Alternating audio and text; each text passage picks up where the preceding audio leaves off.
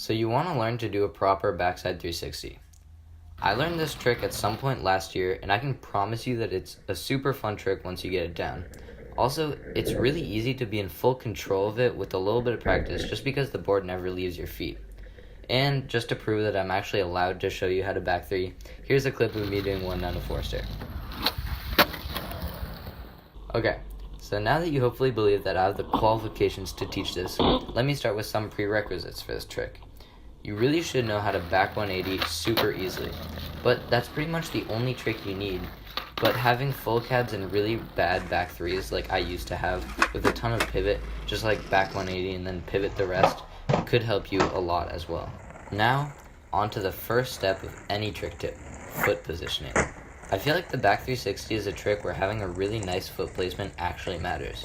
The most important part that I just can't stress enough is to have your back foot placed just like a tray flip. Do you see how mine's in the pocket of the tail of my board?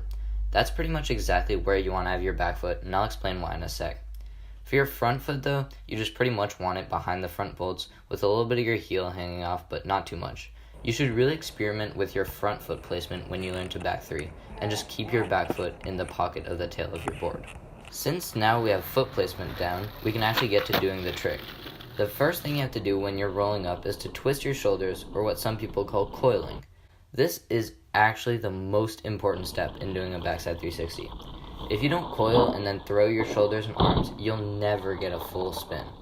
Pretty much, the idea is to sort of have your arms like in front of your body so that you can then throw them backside when you pop. You should be ready to jump and try to generate as much force with your arms spinning as possible at this point. So, you just have to do an ollie but lead the 360 with your shoulders, and I guarantee that your legs and then the board will follow. The way you get the board to follow is sort of by gripping it with your back foot as you spin. This is why you have to put your back foot in the pocket of the board. It makes it do almost some sort of a pressure flip so that you can push it along in a 360. You can see that when I do the trick, my board isn't level at all. It's leaning towards a heel flip a little bit just because that lets me direct it the way I want to. After this point, there isn't much I can say before getting to troubleshooting common problems. You just have to keep spinning and remember that spin only happens if you lead it with your shoulders, and then hopefully land something like a backside 360. Really try not to pivot at all because that will make the trick look sloppy. And I can even work still on letting my shoulders lead the trick a little bit more, so really just it's all in the shoulders even more than your legs. Something that happened to me a lot when I was learning this trick was that I would land with my back foot on the board and my front foot on the ground heel side from it. Sometimes the board would also go away from my feet and shoot out far away from me. These two issues are both because of foot placement. If your front foot lands behind the board, put more of it on the deck when you pop. You can also try leaning towards the toe side of the board to compensate for how much back threes make you go forwards. If the board separates from your feet, put your back foot more in the pocket and focus on the scooping motion to get it to spin and not lose contact with your back foot.